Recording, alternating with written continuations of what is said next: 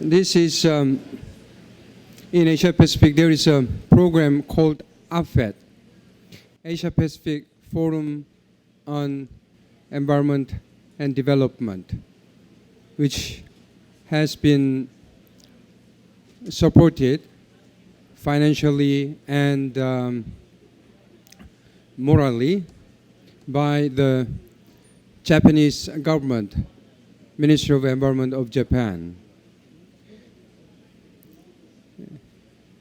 This program is the community-based program, which has been very successful, and so some of the countries participated in the project will share with you their thoughts, and also the experts who has been involved in this APFED program will also share with you. So first, I would like to deliver apologies on behalf of first Tomoko Nishimoto, the director of Division of Regional Cooperation at UNEP. Actually, she was here to deliver opening remark on behalf of UNEP, but something very important and urgent came up, and so that she had to leave not too long ago, and so apologies for that. And also on the program, we're supposed to have Mr. Naoya Tsukamoto, the Director of International Strategy Division of the Global Environmental Bureau at the Ministry of Environment of Japan. But he also had to cancel his trip to Rio at the last minute because of budget issues. You know how important the budget issue for the government. And so he also asked me to convey his sincere apologies to all participants. And so on behalf of Tomoko Nishimoto, the Director of Division of Regional Cooperation at UNEP, I will now change my hat as from MC and to the opening remarks.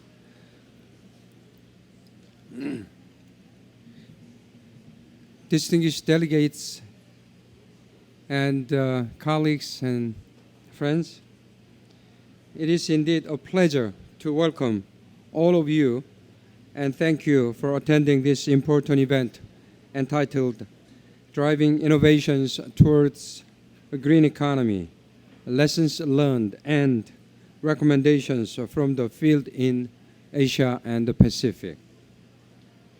The concept of green economy focuses on improving the socio-economic health of people while not compromising the health of the natural environment and natural capital.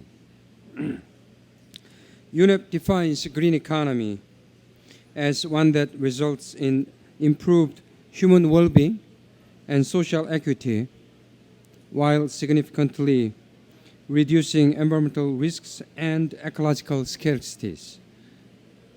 In its simplest expression, a green economy can be thought of as one which is low carbon, resource efficient, and socially inclusive. UNEP's Green Economy Report found that if the world invested 2% of GDP into 10 key sectors and backed these sectors by the right enabling policies, then economies would continue to grow. But they could expand without the shocks and risks inherent in the current economic model.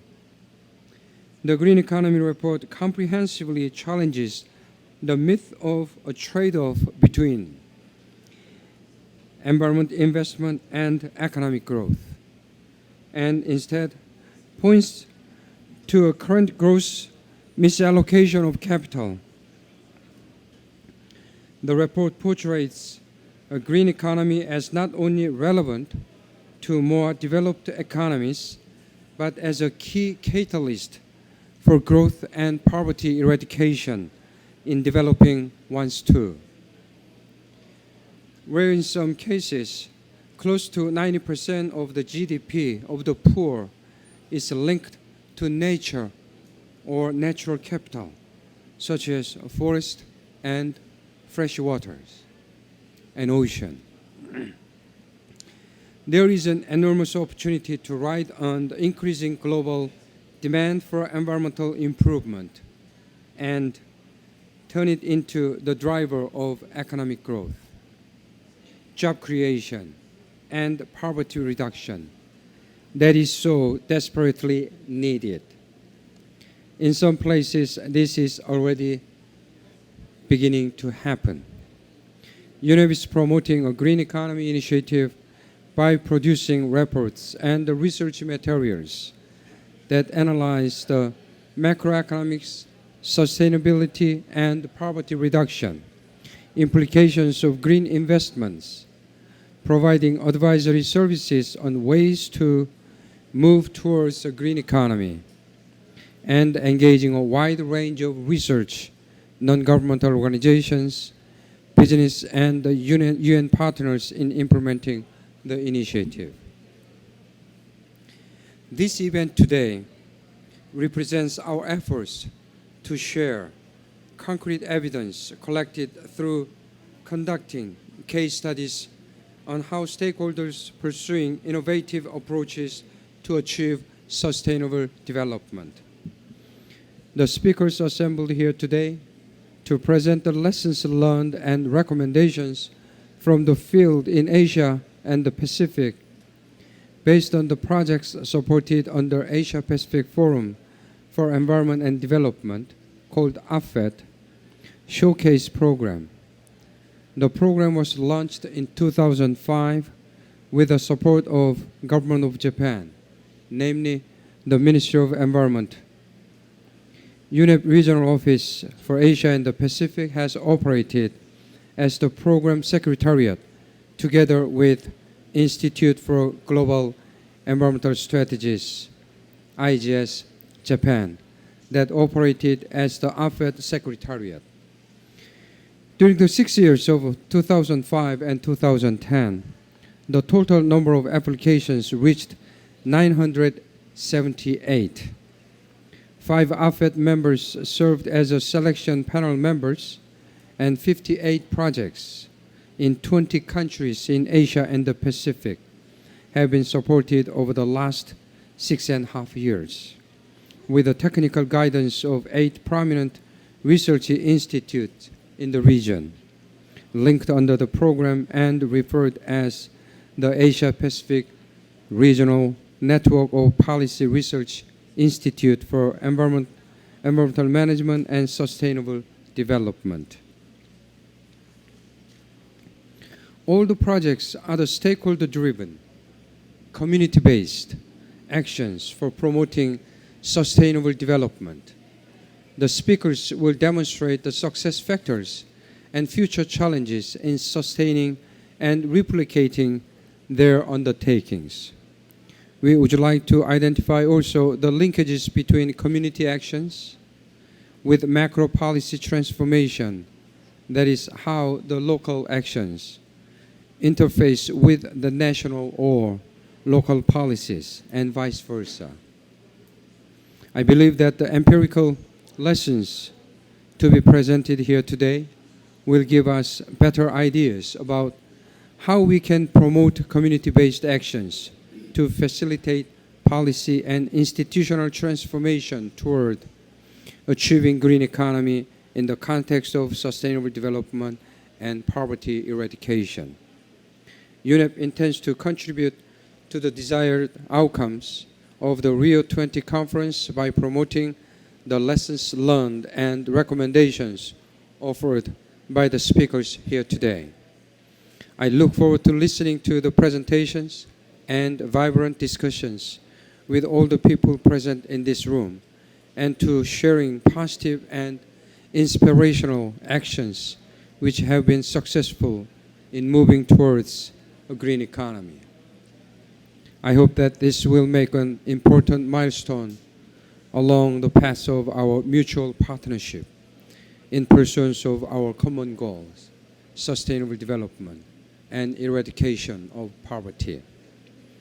Before I conclude, allow me to reiterate our appreciation to the government of Japan, particularly the Ministry of Environment, for its stout support to UNEP activities, including its support to the APFED Showcase Programme, and to thank other partners such as IGS and Dr. Cielito Habito, who has contributed as the APFED Showcase panel member since 2008, and Masa Kobayashi-san, who has been support all our activities with his whole heart, and all other who have contributed to this showcase program. Once again, I thank you for your participation and look forward to the discussions here today. And hopefully this side event will be worthwhile for your investment to come here, your time and money.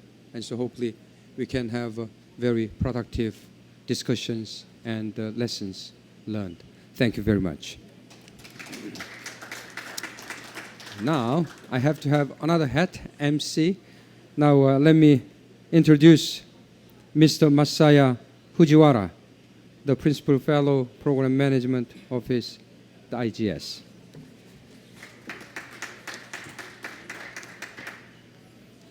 Good afternoon, everyone. On behalf of the IGS, I would like to say a few words. Excellencies, distinguished delegates, ladies and gentlemen, I would like to thank you for being with us today at this very important side event. At the outset, I would express my appreciation to the UNEP for organizing this event and all the other partners for their support to enable us all to meet here and to present our findings and recommendations as a further input for the Rio+20. As Dr. Park have already highlighted, this event is mainly intended to present some of the projects supported under the APFED Showcase Programme. The program was designed to provide catalytic support to stakeholders in Asia and the Pacific to demonstrate an innovative approach to achieving sustainable development. During the 6 years of 2005 to 2010, 58 projects were supported in 20 countries in Asia and the Pacific out of the 978 received project proposal. Dr. Cielito Habito and 4 other APFED members have given the guidance for the selection and the implementation of the proposed activities. We thank them for their insightful and compassionate support and advice. The Institute for Global Environmental Strategies, or IGES, had served as a secretariat for APFED and the Asia-Pacific Regional Network of Policy Research Institute for Environment and Sustainable Development, called NETRES, that consists of 8 policy research institutes in Asia and the Pacific.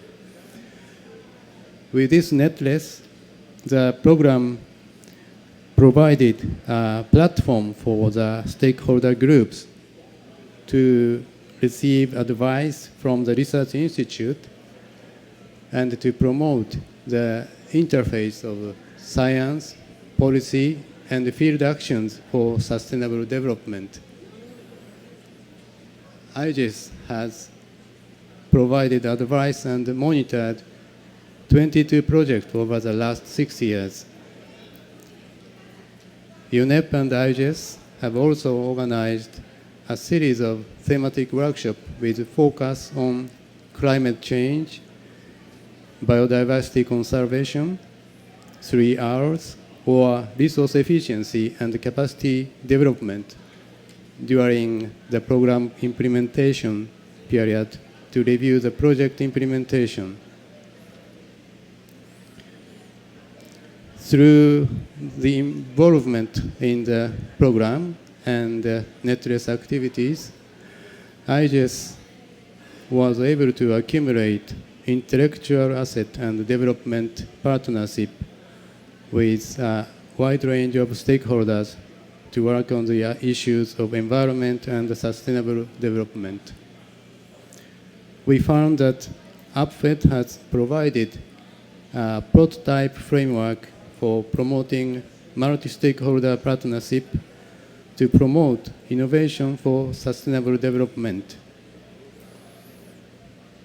The showcase program was indeed a key feature in the framework, and we believe that it was very fortunate for IGES to play a central role in such a framework together with UNEP and other partners. In this context, I reiterate our appreciation to Government of Japan, particularly the Ministry of Environment, for its leadership role and support. I hope that the discussion will further delineate the key factors for making our actions a success in achieving sustainable development by promoting sustainable resource use and improving human well-being.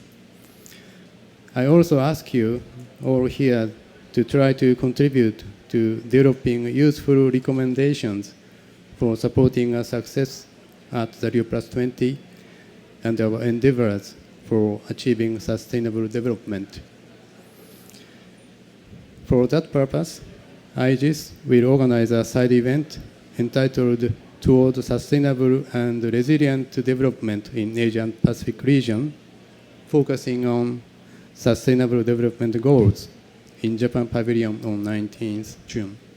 We welcome your active participation at this event. Thank you very much.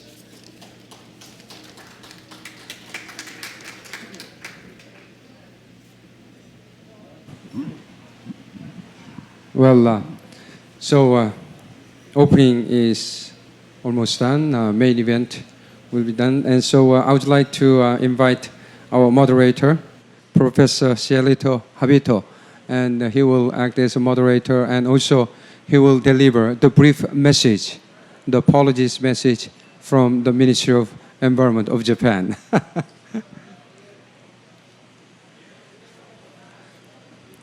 In number, we are small, but I think in spirit, we are very big and large. So I'm expecting your active participation. Thank you very much, Dr. Park. Allow me to read first a brief message from the director who we had expected from the Ministry of Environment in Japan, but apparently more pressing concerns had kept him from being with us. Very quickly, this is, of course, in the absence of Director Tsukamoto, who sends his apologies for his inability to be with us due to other pressing concerns.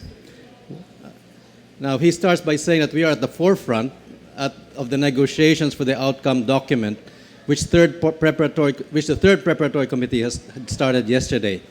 We make every effort to send our message to create sustainable societies to the future generations with your cooperation. The showcase projects of APFED that had already been described had been implemented with funding from the Ministry of Environment of Japan until last year.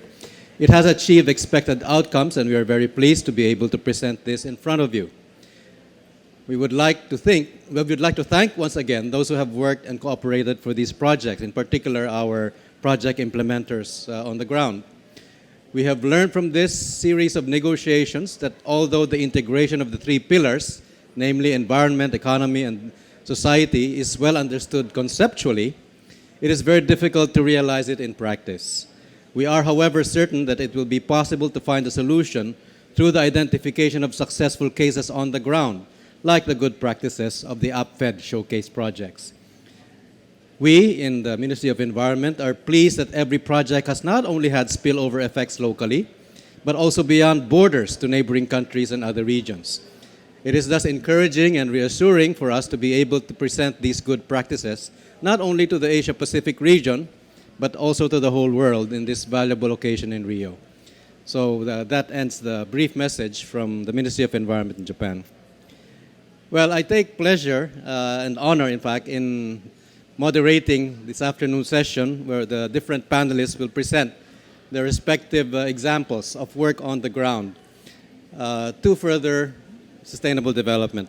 I think to the many of the people who are not too enamored with international conferences, the accomplishments since Rio 20 years ago that we can take most pride in are those that have not happened in conference halls in the most exotic places in the world, but those that have taken place right on the ground, whether in our communities, in our villages, towns, cities, or in our respective countries. And this can take the form of, as what we will see today, micro hydropower empowered villages in Indonesia, or it could be in the form of a hunting tribal community in Pakistan learning to protect their wildlife, or community reforestation efforts in Papua New Guinea, and corporations taking sustainable development responsibly to heart in Singapore, or vigilant citizens empowered with environmental information in Bangladesh.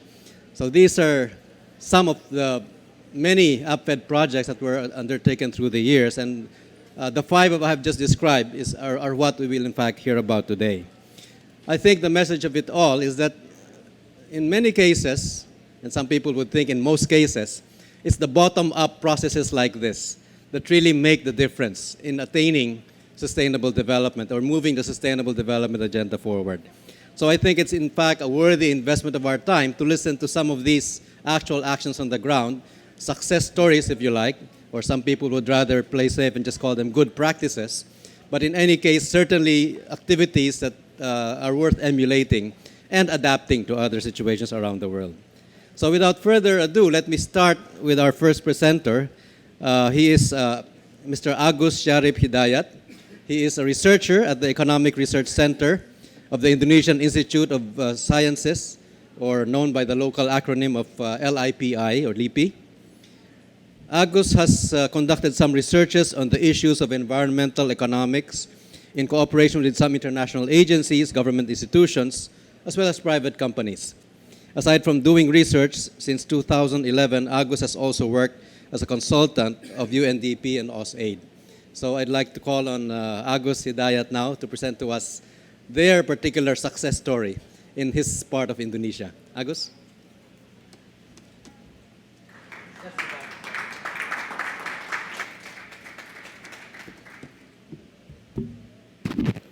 Okay, thank you, Mr. Chairman, for giving the first opportunity to the youngest presenter. Okay, good afternoon, ladies and gentlemen. I would like to share our experience in community developments and climate change mitigations in Indonesia through micro hydropower developments. Next, please. Yeah, there are at least two fundamental reasons why we Indonesians should promote micro hydro. First, we have a huge potential of hydropower that spread out in all regions in Indonesia. However, the installed capacity is still very low. As you can see that, for example, the hydropower installed capacity is only 5.5% from its total potential. The same things happen to a micro hydro installed capacity. It's only 16.8% from its total potential. That's the first reason. And then the second reasons, the electrification ratio in Indonesia now is very low. It is only 72.9% in 2011. And the worst situation happens in the east part of Indonesia. We have only 58.7% of electrification ratio in the east part of Indonesia. So can we imagine what they have without electricity? It's like what's living in the Middle Age or in the first century, right? So so developments of non-oil generated electricity is one alternative to increase the electrification ratio and to optimize our potential resource in hydropower. So what we have done is to build micro hydro in Bogor. Yeah, it is located around 8 kilometers in South Jakarta. We built it in 2010 with the capacity of 5.5 kilowatt hours, but actually the maximum capacity is 20 kilowatt hours. Yeah, because of some limitations, mainly budget limitations. So we can only build 5.5 kilowatt hours. Why we choose this village as our projects? Yeah, as many others village in Indonesia, this village also suffers from electricity shortage. The electrification ratio in this village is only 87%. This is in Java Islands. So can you imagine the electrification ratio, let's say in Papua, in Sulawesi, or in Kalimantan? So yeah, that's the situations. Okay, I will give you a brief stagings in the micro hydro developments. Technically, to develop micro hydro is not so difficult at all. It is easy technically. But when we want to build a community-based micro hydro, the difficult part is come from the social aspect. So in our analysis, the success of micro hydro developments, what I mean is community-based micro hydro developments, 30% is from the technical aspect and 70% from the social aspect. So why, when we finish our feasibility study, the first thing we have done is to conduct a workshop by inviting various stakeholders from the academicians, from the governments, and from the local peoples. It is not enough. Then we approach the community. We explain about micro hydro, about the benefits, about the impacts and everything.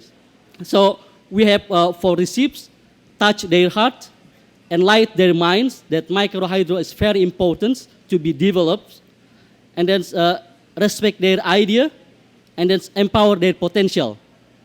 So after getting proposals, after getting discussion with the local community, then we go to the governments, linkage to the governments. We ask the permission to the PLN electricity company, state electricity company, and then we come to the local governments, to local leaders as well. That's in the pre-construction stage. In the construction processes, I told that it is not difficult at all. So we empower local people to build, to construct micro hydro. Sorry, next please. Oh, this one.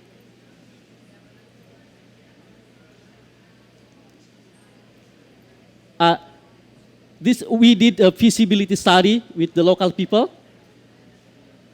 And then this is the construction process of our micro hydro, from building the dams and then creating the tailways, and then developing the water basins, and then creating the pipelines and powerhouse. This is the generator of our micro hydro, and finally come with the lights.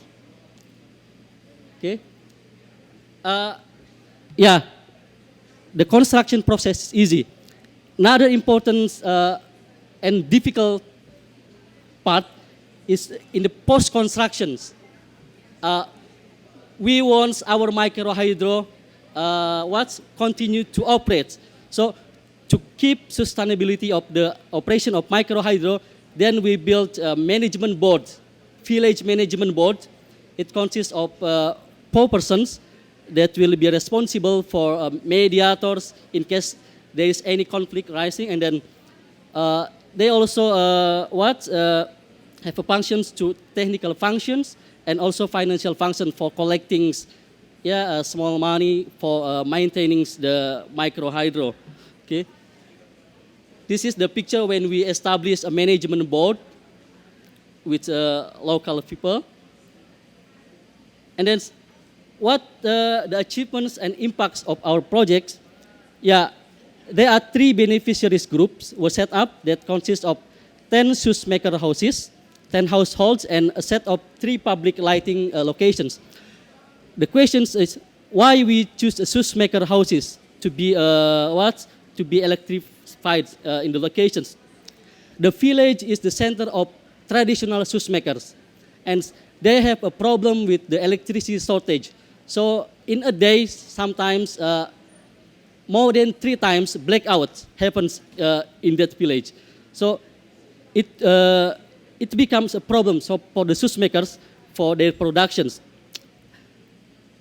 But after installing micro hydro, the electricity supply is okay, normal. So no blackouts anymore until today. Before I came here, I called beneficiaries. I called 3 beneficiaries. I asked them whether is it still running well. They said that's fine, that's okay. They are happy with this micro hydro, and even they said, if possible, please expand the capacity so it can be distributed to more beneficiaries. Okay, and then we collect monthly payment, which is 40% less than what they used to pay for PLN electricity. And then public awareness and outreach activities also was undertaken. What are the impacts of these micro hydro projects? At least, as I said, we can see the economic impact.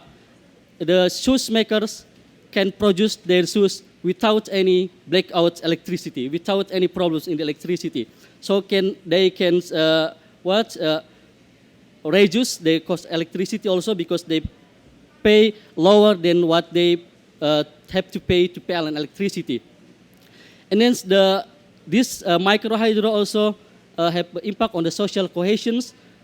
We put the 3 public lightings. So now in the nights, many people come out for gathering together. So it can strengthening the social cohesions, also to the environmental. And the most interesting is inspired by our micro hydro developments. Now the Bogor Agricultural University, or we call IPB, they will create a micro hydro curriculum in their academic systems.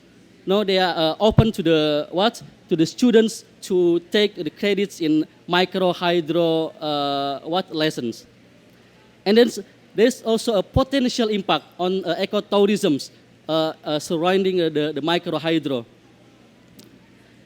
And then what are the impacts in the broader context? Sorry, this is the broader impacts in the broader context that we calculate in a simple way. Let's say with the assumption that 1 kilowatt hour electricity needs 0.3 liter oil, and then burning 1 liter oil produces 2.4 kilograms carbon, then we come up with this oil saving and carbon reduction. In our micro hydro, 5.5 kilowatts, we can save oil in a year around 49.8 thousand. Assuming 1 liter equal to $1 in market price, so we can save 49.8 thousand $. We only spend 20,000 for building this micro hydro. So in 1 year, we have a double impact in terms of monetary saving oil. Also in carbon emission reductions. Okay, next. Then what are the linkage to the policies? Mr. Chairman, 2 minutes please. Okay.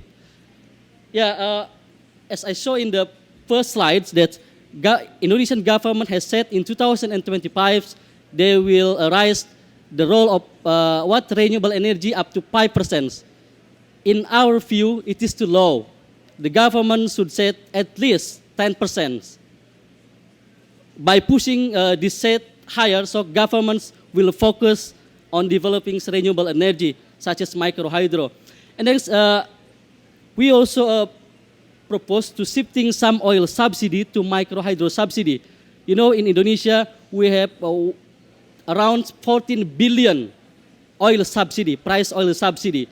So if some parts of the subsidy allocated to microhydro for developing micro, it will be useful for many people. Okay, the future challenges, the most important is, the conservation program needs to be implemented, and income generating needs to be integrated with these microhydro developments. And our suggested outcome elements in the Rio+20 agreements, first, that strengthening community, strengthening community involvement in promoting renewable energy should be one's main issue. And then shifting some of non-renewable energy subsidy funds for expanding renewable energy programs. And then, renewable energy programs should be integrated with sustainable livelihoods. Okay, thank you very much.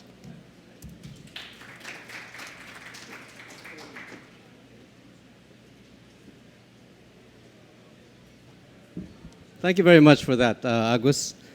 Let me just move on right next to the presentation now from Mr. Rufus Mahuru, who is an environmentalist from the Papua New Guinea. He's actually leading an NGO called Partners with Melanesians, been working with rural people in the past 20 years. He points out that he has never worked with the government, but always wants to have policies that favors the rural people or indigenous peoples. He will present to us the project that was, again, one of the APFED Showcase projects called the Onaketo Community Reforestation Project. Rufus?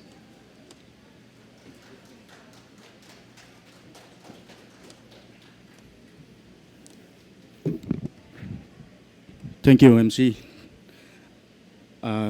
Ladies and gentlemen, as the MC have said, my name is Rufus Mahuru from Papua New Guinea. Maybe you might be wondering where Papua New Guinea is located. In a while, I will show you where Papua New Guinea is. Okay, the project that we are working on with APFED is called Onaketo Community Reforestation and Sustainable Livelihood Alternative Project, which is in one of the districts in Papua New Guinea. That's in the highlands part of the country.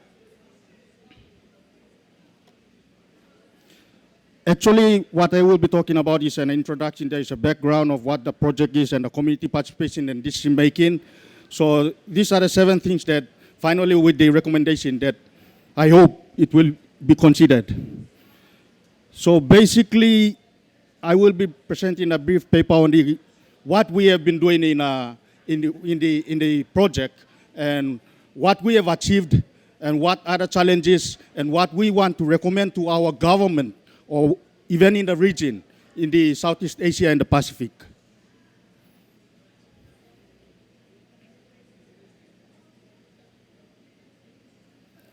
Okay, just a brief of the background. This is a community initiative project in partnership between the Partners with Melanesians and our local CBO, which is called Onaketo People's Foundation. The project started in 2003 by an individual clan in the Ona tribal area. The interest expanded to other clans in Ona tribe and also the Keto tribes in 2006. Project location. Okay, now you can see where we are located. Okay, where Papua New Guinea is located. This is Australia. Australia, just above Australia is Papua New Guinea. We are sharing the border with Indonesia. My friend is there, Indonesia. So now you can see where Papua New Guinea is. And the area itself is about 46.2 million hectares. And this is one of the third rainforest country apart from Brazil and Congo, the Congo Basin. Project area is about 630 hectares. However, communities have given their customary land. Take note that the 46.2 million hectares of land is owned by the people, not the government. 97% of that land is owned by the indigenous people. Two main activities that we have been doing with the APFED Showcase is replanting trees and grass in grassland and deforested areas and sustainable livelihood alternative activities.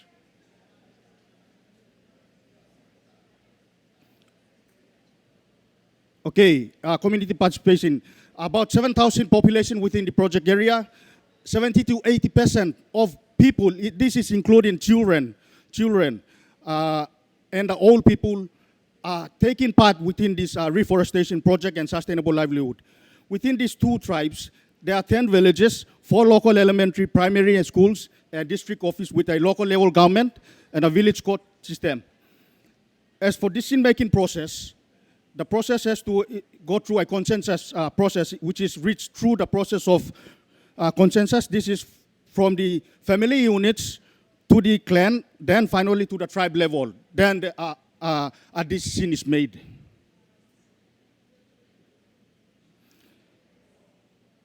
Okay, the project partnership, I categorize this as partnership with 3 levels. We have the government, the Papua New Guinea Forest Authority, Papua New Guinea Forest Research Institute, and the local level government within the project area. PNG Coffee Industry Corporation and the NGOs, we have PNG Ecoforestry Forum, which is our umbrella organization, Center for Environmental Law and Community Rights, CELCO, PNG Research and Conservation Foundation, NGOs continue our PNG Conservation Forum, Voice of Yongos. These are local NGOs that we partner, the Mountain Elimbari Reforestation and Conservation Project. Our donors with this, apart from UNEP, IGES and APFED, we have GGF, Global Green Grants, we have WWF PNG Office, UNEP, as I have said, IUCN Netherlands, and now we have, currently we have ICCO in the Netherlands. These are the achievements that we have. There are so many achievements that we have achieved since 2003, but these are the ones that I can always show to you that this project have achieved. Community mobilized, community is well organized and engaged in this project, and maybe almost 100% of their heart is with this project. They have their own management plan. There is a 5-year strategic plan. 36,000 plus pine trees have been planted. Lost flora and fauna have returned to these reforested areas.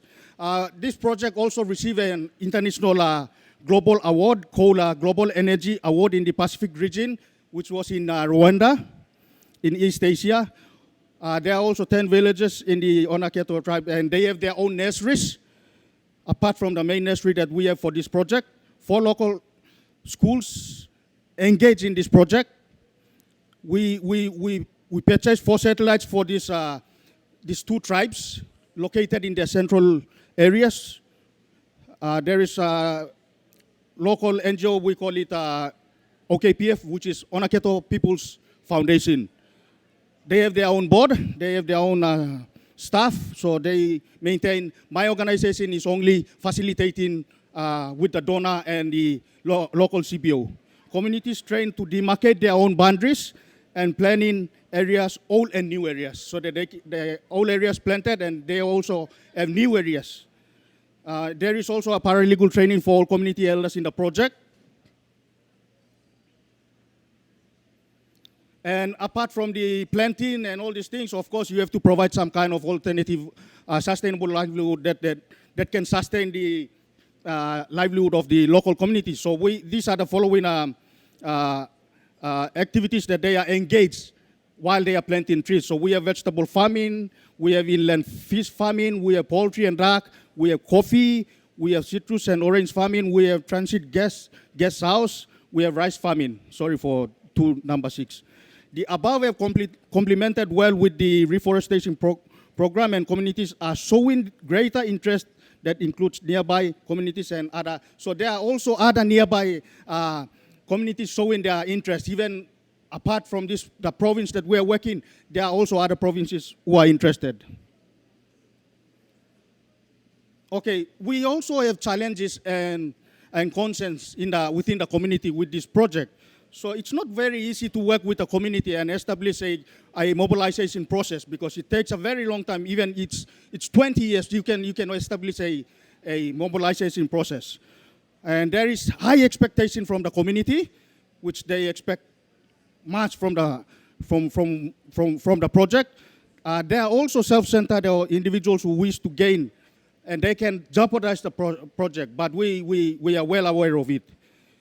In this decisive or biased decisions by the board, sometimes the board members of the project make some kind of decisions does not go well.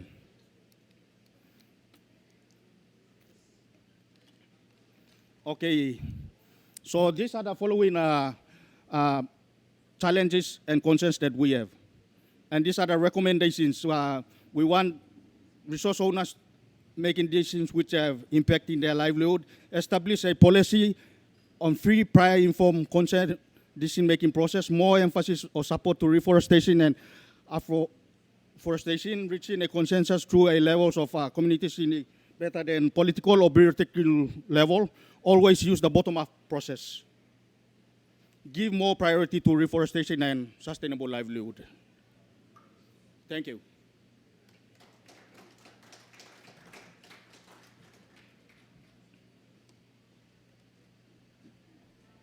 Thank you. Thank you very much, Rufus. Our third showcase project that will be presented to us is to be done by Tanvir Arif, who is the CEO of SCOPE, or the Society for Conservation and Protection of Environment, which is an active environment NGO in Pakistan.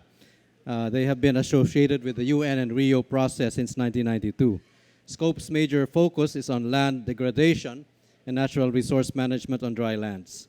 Tanvir will present to us a project on the protection of wildlife with social mainstreaming, capability building, and cooperation with the indigenous hunting tribal communities of Tarparkar in Pakistan. Tanvir, let's welcome Tanvir.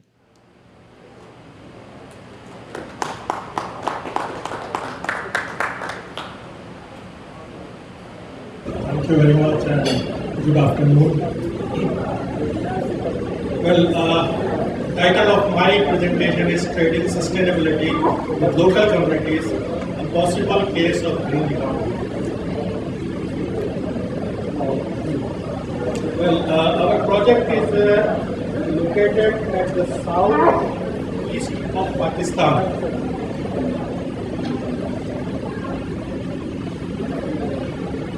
What is the context in this project was implemented? That district Tharparkar is an arid and semi-arid sandy desert spread over 22,000 square kilometers with a population of about 1.2 million people. The majority of them belongs to is a 40% Hindu minority. About 10% of the population belongs to the indigenous community. The district is a wildlife sanctuary, hence rich in fauna and flora. There are many species of deers, antelopes, partridges, Siberian crane, bluebill, foxes, bustards, wild ass, and peacocks present in this area. So, wild ass and Siberian crane and Hobara bustards are globally significant species and are included into IUCN Red Data Book. So there is a lot of pressure on biodiversity because of hunting of these animals by influential hunters who do not respect wildlife laws, and they encroach in the area and they hunt animals. Ineffectiveness of wildlife department to check illegal hunting. Besides local hunters, there are also foreigners who come to this area to hunt this migratory species of Hobara bustard. There is another pressure on the ecological system, which is illegal gum tapping from a shrub called Commiphora mucul. This shrub is very expensive in international market and used in the medicinal industry. So the illegal tapping of this gum tree is causing a lot of deforestation and desertification. So the local indigenous people, because they are very poor and they don't have any livelihood means to earn income, so they depends upon this ecosystem, and they are oftenly hired by hunters and poachers to locate animals, and they are also involved in tapping these gum plants. So this is the scenario that there is a pressure on biodiversity and the ecosystem is being degraded. So we worked with the APFED on a project which was based on turning these people, these indigenous people, from enemies of ecology to friends of ecology. And for that purpose, we did a thorough stakeholder analysis. We mobilized the community. We motivate them to leave this hunting and poaching habit and to leave this gum tapping. But for that, as you know, they are very poor people. We need to provide them some alternate livelihood means. And for that, through the project, we provided them capacity building in alternate livelihood. We let them learn new trades in which they can involve and get income. We also involved women in this project. And from this project, we were able to provide some support in community physical infrastructure, such as water sources, latrines, agricultural interventions for the development of these indigenous people. And the purpose was to create a social and political space for these indigenous communities. So here are some pictures in which these indigenous people are learning some alternate trades such as woodworking. So we also trained youth in this project, and we trained them as green guards. So the funding of APFED project was leveraged to find another global environment facilities Jeff Small Grants project, and the purpose of this Jeff Small Grant project was to conserve the forest and combat desertification.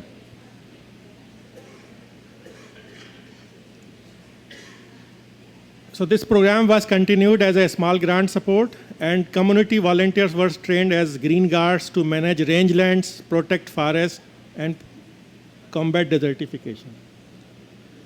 So indigenous communities protect wildlife and help to sustainable local ecology. The lesson learned from this project were that effective social mobilization is key to the success of every project, and payment for ecosystem services can be an effective tool for sustainable management of natural resources and building block for green economy. Here we are discussing green economy. So maybe you can, if you cannot pay cash to these communities, you can invest in the community physical infrastructure, and you can provide them training in alternate livelihood trades. So here are some policy recommendations that payment for ecosystem services may be made basis for green economy. A national policy be developed to offer livelihood and development infrastructure SPES to forest and tribal communities to save critical ecosystems. Thank you very much for your kind attention.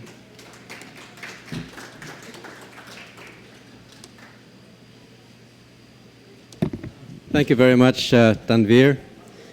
Our next APFED Showcase project will be presented by attorney Syeda Rizwana Hassan. She's a dynamic environmental lawyer who runs the BELA, or the Bangladesh Environment Lawyers Association, as chief executive of that organization. She is well awarded. She had won the National Environmental Award in 2009, the Global 500 Roll of Honors in 2006, the Goldman Award in 2009, and was one of the heroes of the environment proclaimed by the Time magazine in 2010. So let's welcome attorney Rizwana Hassan.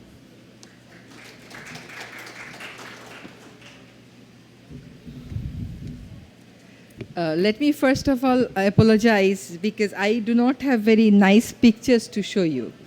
My pictures are rather gloomy, though colorful. I'm a lawyer, so with this APFED project, what I did was I identified 18 environmental issues that are very persistent environmental pollution issues in Bangladesh, which are long-standing, not being solved, not being adequately attended by the policymakers.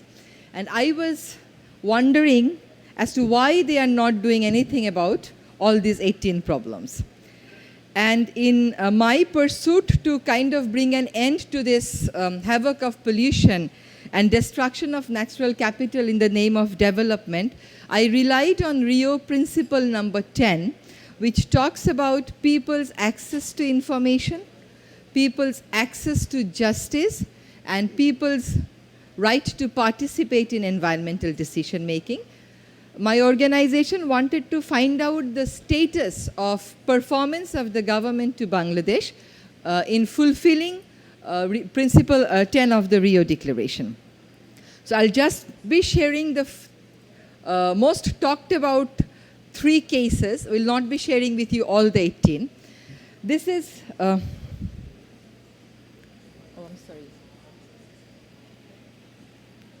This is how the rivers in Bangladesh look. Bangladesh is known as a country of rivers. We call it a riverine country. Rivers are our mothers. And this is a picture of the main river that flows through the capital of Bangladesh. It remains the only river that flows through Dhaka, which hosts a population of 1,640,000, lakh, which is like 14 million. And it's one of the most densely populated cities of the world. Here people are dependent at the moment on groundwater for their drinking water supply. The reason is, this is what we have done to our rivers by trying to promote industrialization that is export-oriented. So the decisions around industrialization actually takes place on how much money a particular industry earns and what is reflected in the Bangladesh Bureau of Statistics report. What is never considered is the havoc that such bias towards industrialization is causing to the natural resources and of course to the millions of people who still depend on these rivers for their drinking water supply, as they don't have access to piped water. They use this water for bathing purposes, and the fishermen, 60% of the people of Bangladesh get their only animal protein from these open water fish open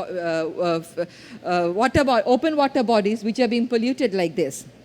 This is the second industry, which is actually, I don't call it an industry, it's shipbreaking industry, which basically means that the obsolete ships, out of the life ships of the Western worlds, are sent to countries like Bangladesh. At the moment, there are 4 countries that are allowing this industry to operate on a commercial basis. One is Bangladesh, second one is Gujarat in India. I don't say whole of India, because whole of India, I don't think it would be possible for this industry to run in Mumbai or in other parts where they go for enforcement of environmental law. The third country remains Pakistan. So you see Bangladesh, India, Pakistan, and the 4th country is China. And we know about the human rights report of these countries. We know about the environmental compliance of these countries.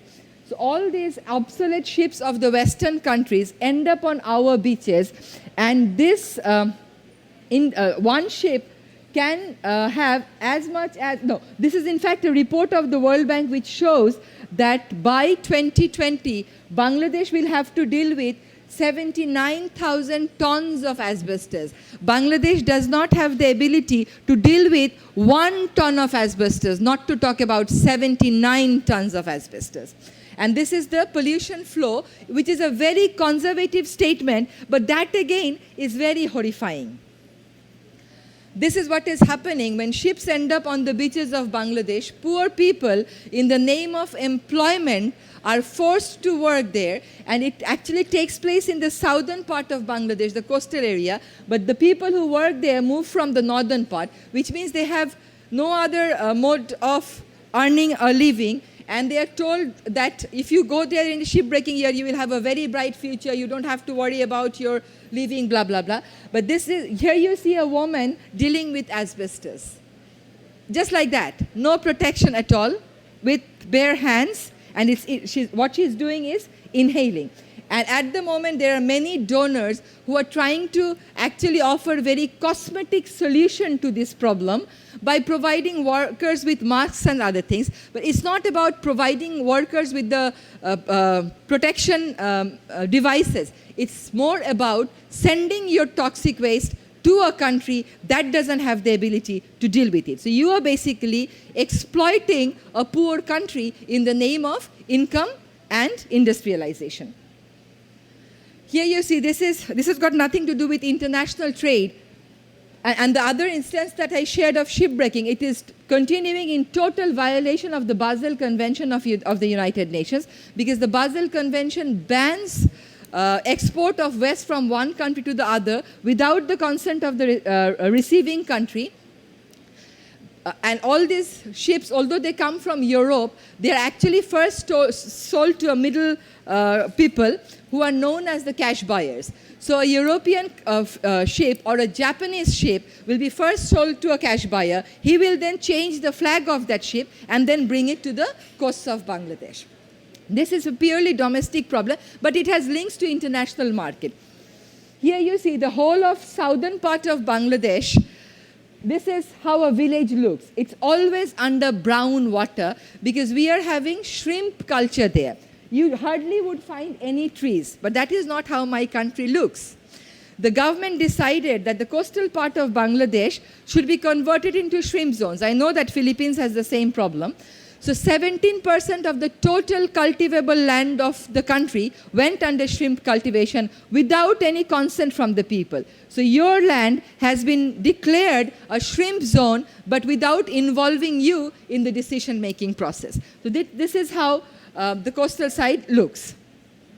This is yet another thing that we did under this project. We were the first ones to apply under Right to Information Act in Bangladesh, which was enacted in 2010. So we applied under the act and got information that this is a building that is owned by the largest export sector of Bangladesh, the ready-made garments.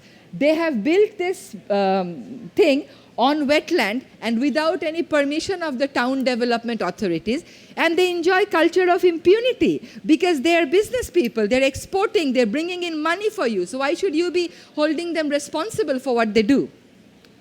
So then we gave it a fight. All the 4 issues were taken to the High Court of Bangladesh, and we won all the 4 cases. It wasn't tough, I swear.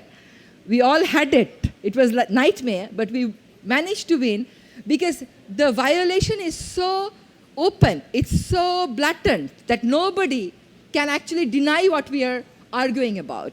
So the court directed that all industries who are polluting the rivers must have effluent treatment plants, and some industries like the tannery have to be relocated. The court said no shrimp farming in agricultural land, forests and public water bodies.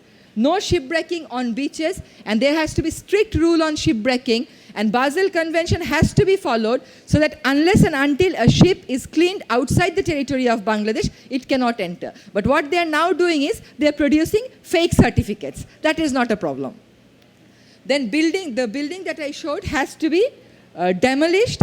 Public participation, the last 2 are actually not court decisions. They are rather result of our legal advocacy. The government decided that in the EIA process, in finalizing the EIA process, public participation has to be ensured, and that if you complain to the Department of Environment about an environmental grievance, to redress your grievance, public hearings can be arranged. Now the reality remains. Government is desperate to save the industries. And the government, in trying to do that, is not doing any impartial cost-benefit analysis. The EIS are still very evasive. There is no public disclosure of any major projects. Number of shipbreaking yards on an increase. No binding rules as yet. 3 years have passed. We have been constantly pursuing, but no binding rules have yet been framed by the government. Relocation yet to be arranged. They have actually specified a site, but the tannery owners are refusing to move. Now, the next slide is about the difference that we were able to make with this project money. First is that we managed to win the cases.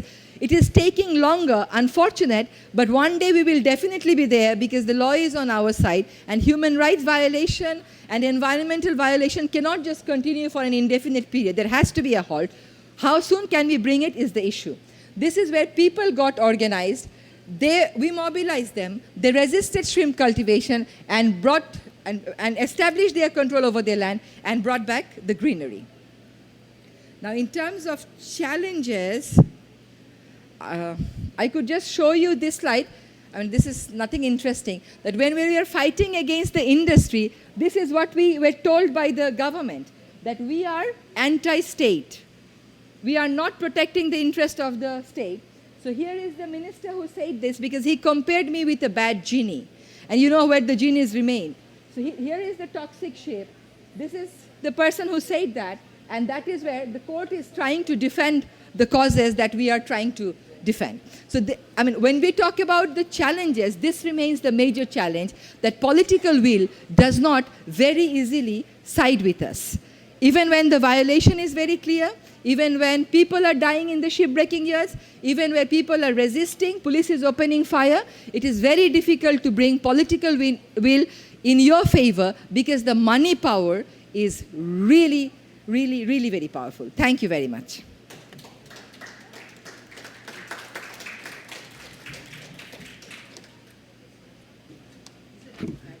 Not a very flattering picture of Rizwana.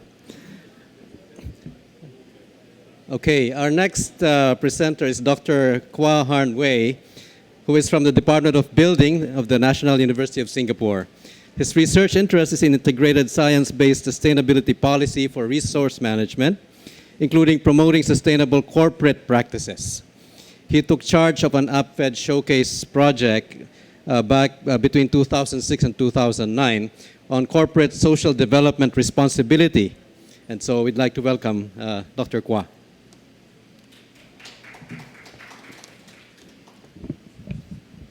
Good afternoon. Thank you very much for your invitation. It's my pleasure and honor to be here.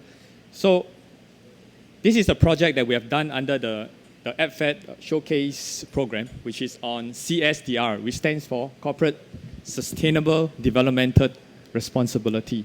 So when we started this, we wanted to do something which is different, which is effective.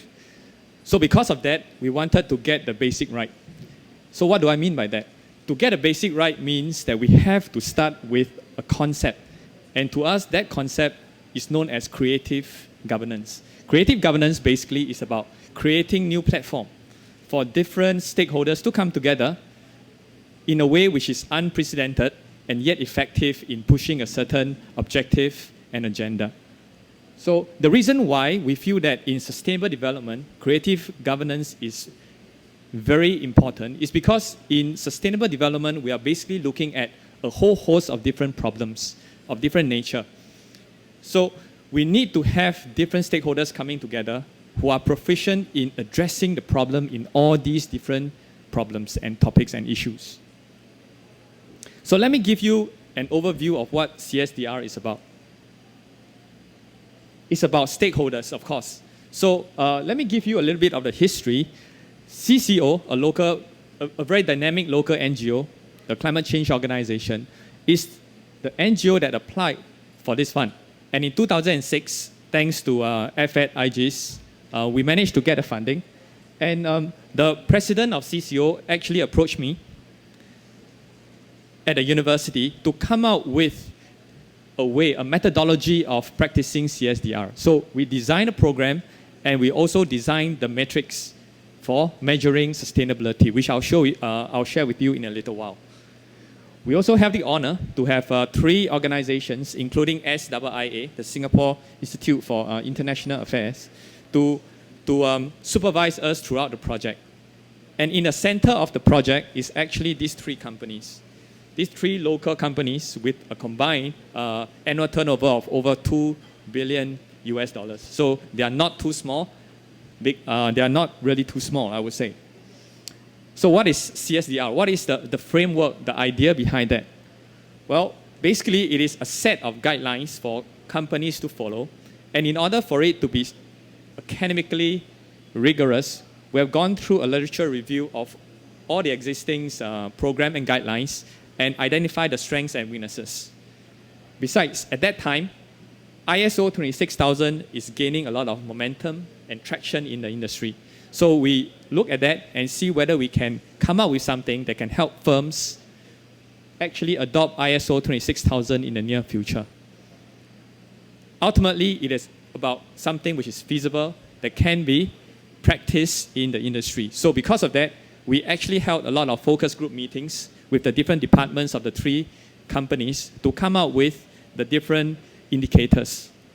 So in the center of CSDR is actually these 6 categories of indicators. I will not go through them, but I would like to make use of one example to show you the kind of grounds that we have covered. So on the right-hand side here, you see a list of the different indicators. A very important feature in CSDR is that we do not go around telling companies what to do.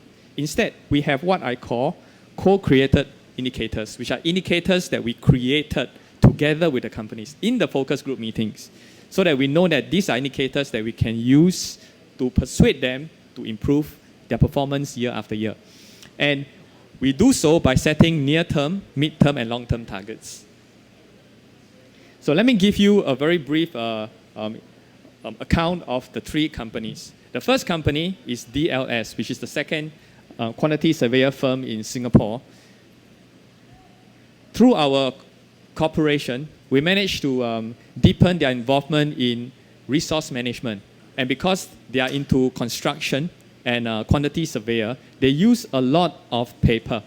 So we helped them to promote this paper policy, which actually ended decreasing their paper use by 12% between 2007 and 2008. The second company is a ball bearing and steel parts manufacturer. It's called SKF. And as you can see, this company has a strong track record of sustainable development and environmental performance. Even with this company, which I would consider as a veteran in the field of environmental performance, we managed to give them value-added services. So what do? Basically, we help them to run energy efficiency, energy consumption simulation to find out roughly how much they can save, how much energy they can save if they are to basically make use of what we call Sun-X film on the window to reduce heat infiltration. And also, through our networking, we managed to link them up with the PUB, which is the Public Utilities Board, and in particular, the WEB, which is the Energy Efficient Building Program. Finally, we have Sinoco Energy, which is one of the largest power generator in Singapore. So as you can see, similar to DLS and SKF, Sinoco can be considered as a veteran in environmental performance. But even with a veteran, we can find and we can identify a way to improve their environmental performance. So although they have done a lot through the years to reduce their overall pollution, we managed to find that their indoor environment is not so healthy. How do we find out? Basically, we send our students and researchers in and take independent assessment to find out where the CO2, the carbon dioxide level is high, and recommend ways of improvement. So One of the focus group meetings was held back in 2008, and that is a form of a workshop cum seminar setting, and it was very well attended in the university. So in conclusion, what do we learn, and is there anything that we can hope to promote in this Rio+20? Firstly, the kind of policy transformations that we have helped to bring about is basically at the company level. I think we managed to get these companies to start looking at sustainable development across a whole host of different indicators. And at least 2 of the 3 companies are still using CSDR as a guideline for them to develop their own sustainability reporting and assessment policies and guidelines. In fact, 2 of them has already made use of the required data collected using CSDR for their GRI reporting on an annual basis.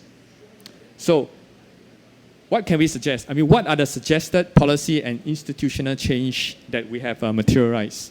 Firstly, we have been trying to recommend CSDR as a set of guidelines to the district government, which is the southwestern part of Singapore. However, due to some reasons, we are not able to materialize or be successful in this area. Fortunately, and quite recently, the district government is beginning to be open to the idea of us transforming the concept behind CSDR to come out with what I call the COM-SDR, which is Community Sustainable Developmental Responsibility. To come out with a set of guidelines for a community, it can be a precinct within the Southwest District of Singapore to promote sustainability along the 3 domains or the 3 bottom lines. And finally, for Rio+20, this is what I would like to share. I feel that using creative governance as a platform, there's actually a need for us to do some stock taking to find out whether the different types, the different mechanism of stakeholder engagement so far has been successful. And as we march towards the new millennium, and as many of us say, the green economy, I think many of us are already aware that we cannot address any single sustainability problem in isolation. More and more, we are talking about what I will call concurrent and yet diverse challenges. For example, in Singapore, we are no longer talking about water availability. We are talking about getting water and yet being energy efficient in that process. So it is a water-energy nexus. So are we able to engage the stakeholders to also help us to look at all these different problems together, the so-called concurrent and diverse challenges? Now that is the question that we should come in terms with as we go forward, and hopefully Rio+20 is the starting point. And that's all for me. Thank you very much.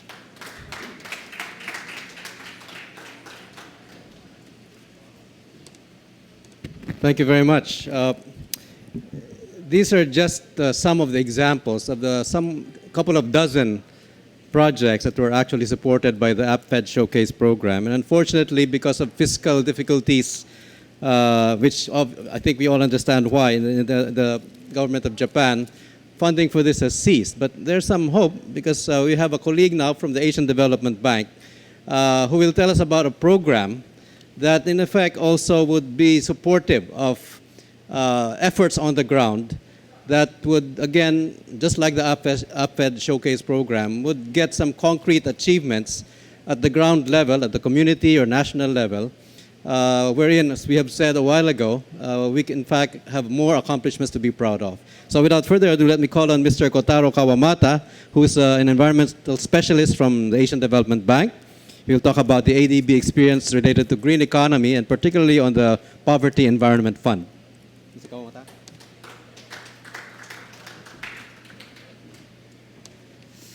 Thank you very much.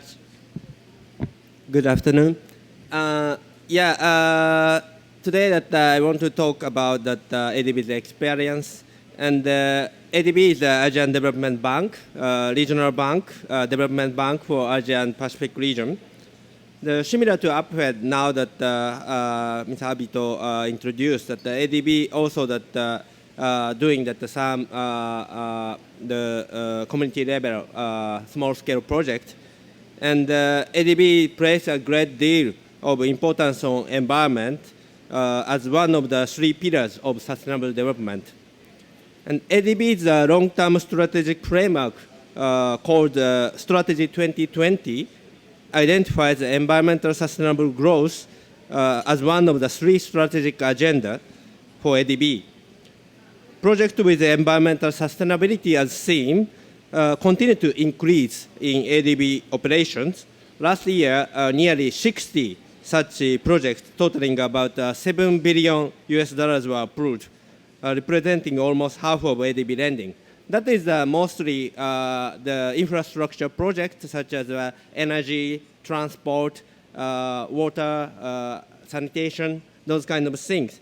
But at the same time that we have the Poverty Environment Fund, which gives that some money up to the $250,000 for that sub-project, mainly that linking with those huge infrastructure project with that community participation. So I want to share with you here about that lessons learned from such kind of ADB experience in the field. The first lesson is that while the success of small-scale local projects can make a difference for the target communities, the long aim of such projects should include, however, the finding of the means to catalyze and inform scaled-up transformational initiatives. In that regard, we can show good example from ADB experience. ADB's Poverty and Environment Fund has been able to identify and demonstrate self-sustaining environmental management interventions to reduce poverty for possible replication and upscaling. Let me give you some example of that.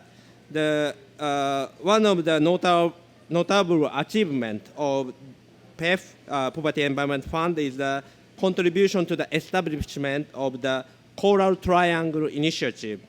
The small-scale analytical study under PEF becomes one of the ADB's flagship biodiversity sub-regional programs of CTI, Coral Triangle Initiative. The analytical study helped build knowledge on mainstreaming marine conservation and sustainable fisheries in national development strategies through case studies on poverty and environmental linkage on fisheries in different communities.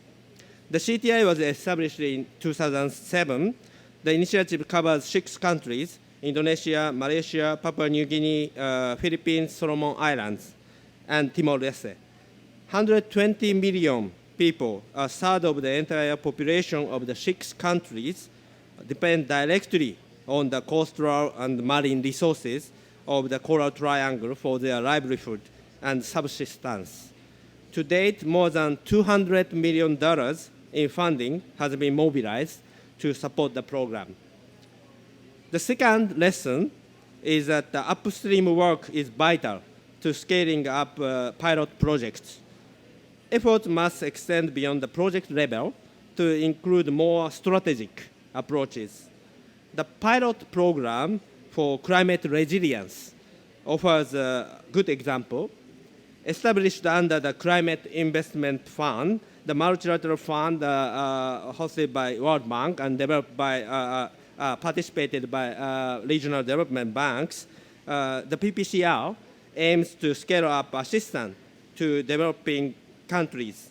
The program promotes programmatic approach to mainstreaming climate resilience in development planning through a combination of policy reform, capacity development, and investment. These approaches are developed and implemented through country-specific strategic program for climate resilience. Thus far, these have been developed for Bangladesh, Cambodia, Nepal, Samoa, and Tajikistan. Together, these programs comprise that $350 million of investment and technical assistance. Through this approach, ADB aims to mobilize a total of $400 million in climate investment fund in the region and leverage an additional $800 million for other sources. PPCR also integrates a strong knowledge sharing component in its upstream work It provides an inclusive platform for all development partners to cooperate, engage in dialogue, and align behind a similar strategic approach to improve the capacity of agencies to use climate change information and knowledge to make informed decisions. In Bangladesh, for example, PPCR implementation is focusing on the southern coastal region of the country. An amount of $71 million in PPCR funding is being integrated with $250 million of ADB funding for coastal climate resilient water supply, sanitation, and infrastructure improvement projects.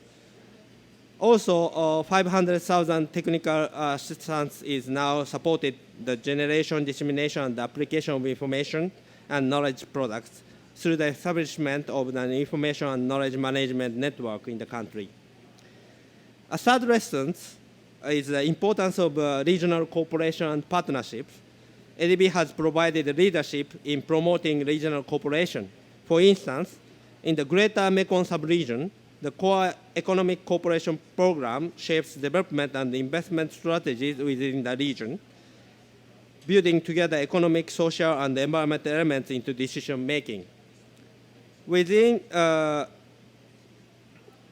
this program, the GMS Biodiversity Corridor Initiative focuses on integrating environmental consideration into key GMS development sectors such as tourism, transport, and energy, and promoting local livelihood and conservation activities within high-value biodiversity landscapes.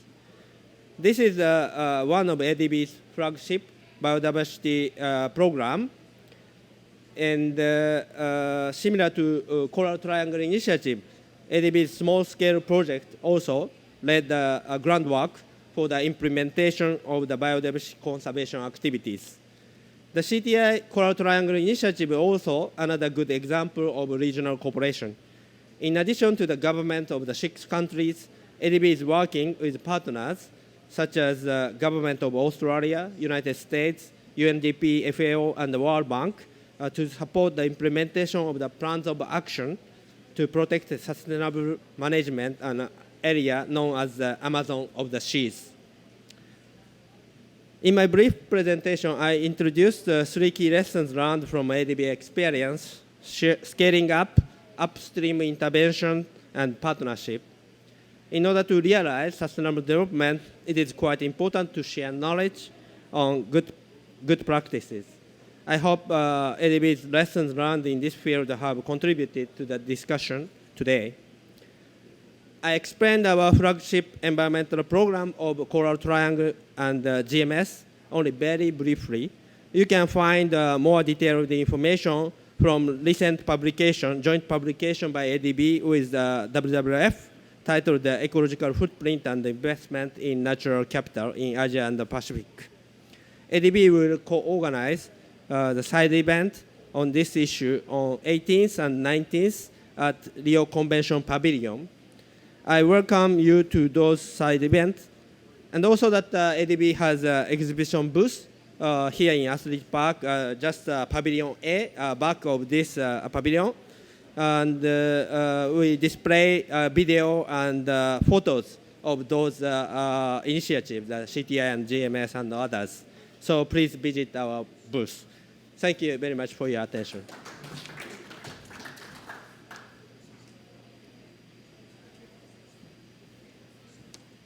Thank you very much for that information, Kawamata-san. And at this point, I'd like to call on Masanori Kobayashi, who is now Associate Professor at the Yokohama National University, Graduate School of Environment and Information Sciences. Masa, as dear to most of us, was Senior Coordinator of IGES until July last year, and he was managing regional and international programs on environment and sustainable development, including APFED. And indeed, I'd like to say that the APFED Showcase Programme is in a very real sense his baby.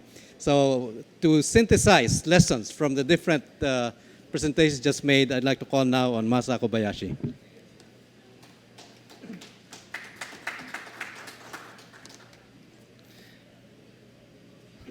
Good afternoon. So I'm speaking to act as a discussant for trying to synthesize the various projects that are presented over the last 1 hour and a half.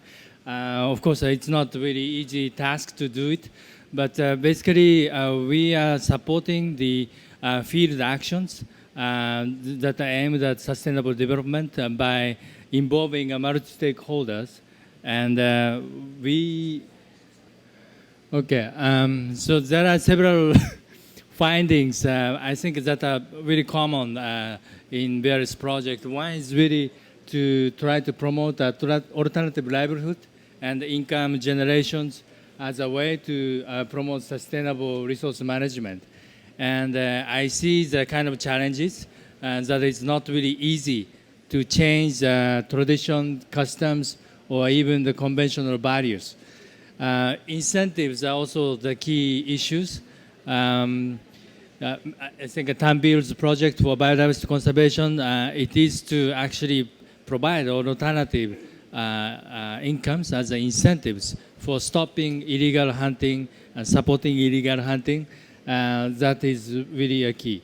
The multi-stakeholder partnership, I think Han Wei also presented about community private sector collaborations. But again, the question is whether such a partnership can actually promote sustainable resource management in a life cycle management. It is also essential that the pilot project activities need to facilitate macro policy changes. Han Wei highlighted these issues. But again, Rizwana also mentioned about this national legislation adoptions in 2010. So field action definitely facilitated the macro policies, but again, it's not as substantive or expeditious as we really want. So this is the challenge. So our APFED idea is really to try to link policy, development, technology application, social mobilizations, and partnership development as a part of the overall innovations for promoting sustainable development. And each project implementing organization, actually they have been playing a role as a key facilitator for promoting catalytic actions toward achieving sustainable development. And you see that NGO, research institute, international agencies that are working together for this program.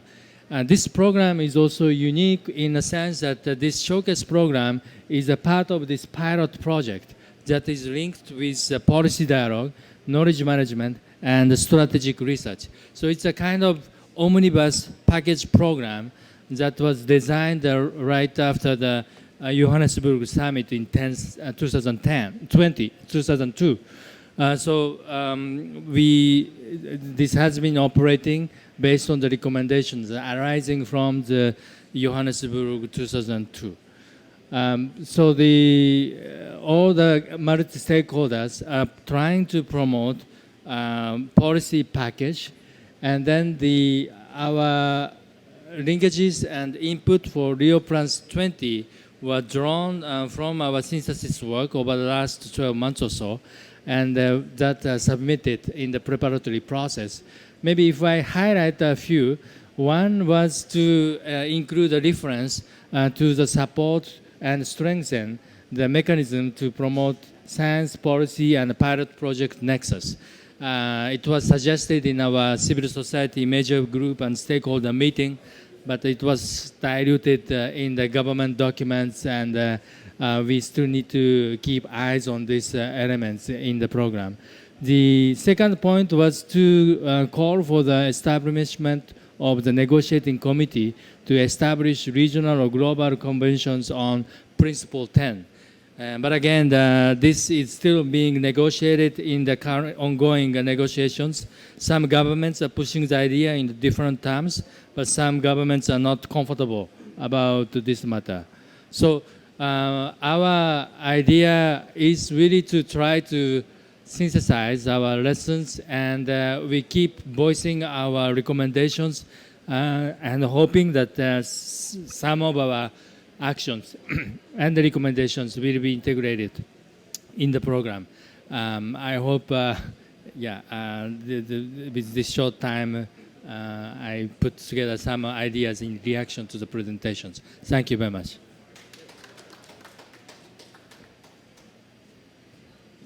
Okay, we're running out of time, but we do have room for one or two questions, I guess, before we wind this all up. Is there anybody who would like to ask a question or comment very briefly? Thank you. No, congratulations everyone for those who really presented. I've actually seen these presentations before, but I'm still amazed at the efforts that these guys have been doing. Now, my question really is for everybody. I was just wondering, I know that these practices are being presented in all the opportunities that you've got, but I think there's a lot of things that we can learn from this. How can this be further promoted and probably be replicated in not just in your respective countries, but in other countries as well? I'm glad that there's this opportunity to do that, but perhaps there's more, I don't know, perhaps ADB or whoever may be able to help promote these practices for other countries to also learn from this. Thank you. David Sanders from the European Environment Agency. I'd like to add to that and ask, we've been given these discs, right? Very interesting set of practices, very interesting presentations about what can actually be done, as we said, on the ground. And there are many other similar practices in many other parts of the world. The outcome document is talking a lot about knowledge transfer, knowledge sharing, information sharing. And it's a synergistic thing. It's not just giving somebody else your experience. It's actually learning and interacting. So what's your vision of learning and interacting, not just within the Asian region, Asian Pacific region, also with other regions as well? Thank you for those. And I guess we can ask any of the panelists to try and respond. Yes, Dr. Kua. Testing. Is it on? Yes. Yeah, I'd like to respond to the reach beyond Asia, and for my case, beyond Singapore. Actually, the result of my study has been presented to an international group of think tanks, or rather of academics. It's under EWI, which is the Economic Web Institute, back in 2009. So what we have done is that the key results has been actually published into a book, actually an e-book, which can be downloaded from the web. And from the feedback from the director of EWI, I understand that a group or several groups in Africa, including Nigeria, is interested to adopt the key concepts behind CSDR. However, I would have to say that because of the lack of link between myself and these groups in Africa, that kind of knowledge transfer has not been really as complete as we want it to be. So this is something that maybe we as a group would like to look at, i.e. in how we can more effectively transfer the knowledge from one country to another, from one region to another. Thank you. Thank you. Anybody else care to react or respond with comments? Oh, you wanted to follow up? No, I'm just inspired with what he said and what David said. The need for it to be interactive, and it's not just one way. And probably this is the occasion, especially because we're in UNEP, and perhaps I don't know if UNEP can be the godfather of this. Maybe a network can be organized now, a network of all these good practices. There should be some kind of a platform wherein these guys who are involved in this can really share this with others. I don't know the mechanics, but I was just looking at the possibility of really putting this all together in a more organized way. Thank you. Just adding one more point. So this idea is really to exchange good practice within Asia and Pacific. But as David mentioned, that maybe it's better to look for inter-regional collaboration, and the Asia-Europe Environmental Forum colleagues are here, and the Asia-Africa nexus linkages can be explored.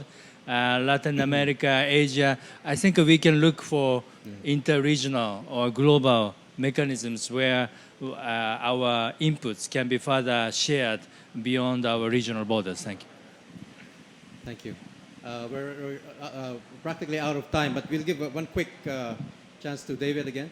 Just to point out that if you go into the corner there and look at the Eye on Biodiversity, Eye on, there's one called Eye on Global Network of Networks. And the idea there is to help facilitate exactly the thing that you were talking about there, Ella, of trying to bring such initiatives together. And that could be one structure to support these ideas. Indeed, that seems to be one very important, actionable agenda that we should be working on. Those of us who have been involved in the APFED Showcase Program and those who will be involved in the ADB Poverty and Environment Initiative, I think indeed it's all about knowledge sharing and making it a two-way process between different countries and again, starting with looking at exchanges between different regions of the world. Anyway, I will have to cut this short. I will not read through the recommendations that we have synthesized out of our various presentations today, but I think they are flashed on the board. We can all just read it. I think the whole point really is that there are lessons to be learned from actions on the ground. And in a sense, the force of the bottom-up mechanisms for sustainable development in a way could be stronger than the top-down forces. There's a lot happening at the top level, the discussions at the international level among heads of state, ministers of environment and development, and so on.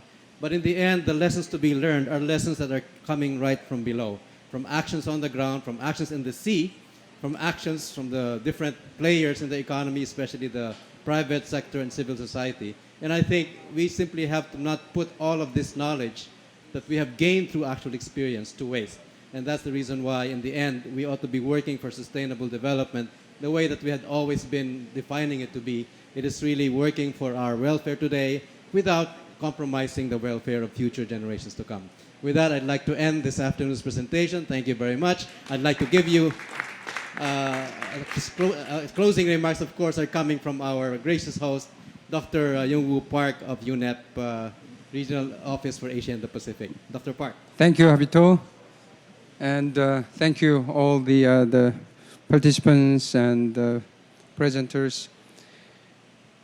I think at the last discussion, I think you come out with the important things, how to bring this experience together and then replicate and share and to help the people in the regions and areas.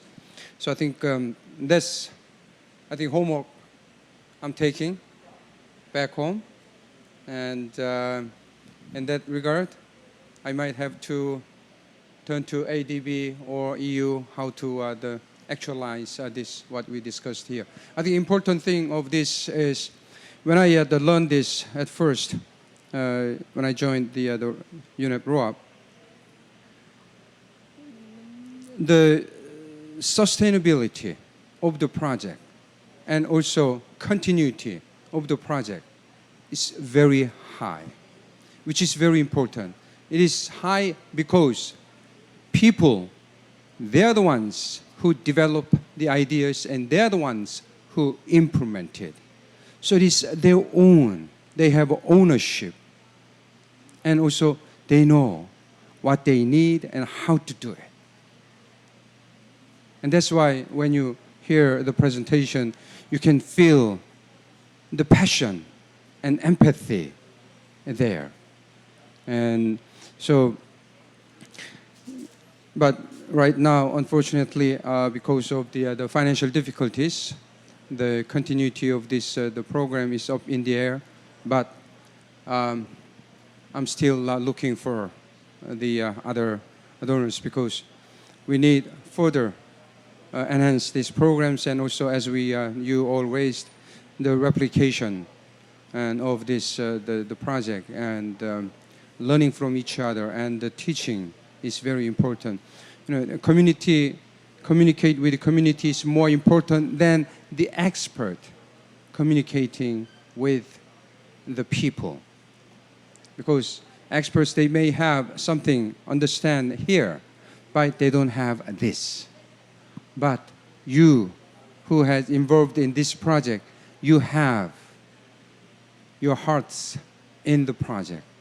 That's what made this program so successful. So I think we have to continue. Thank you very much for everything you have done, and let's work together. If we work together, we can make differences.